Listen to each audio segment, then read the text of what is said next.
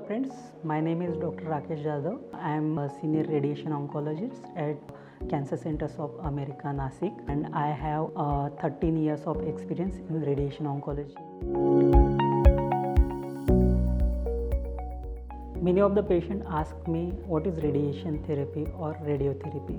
So I want to tell them that radiation therapy, it is a kind of treatment used for the cancer treatment, and it is use a high energy X-ray beam to kill the cancer cells and to cure the cancer.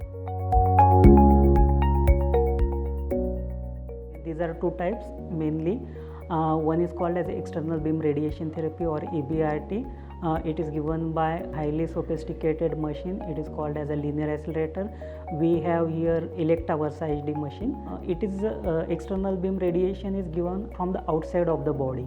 Another one is called as brachytherapy. Brachytherapy also called as internal radiation, in which the radiation source is directly in contact with the tumor or placed inside the tumor.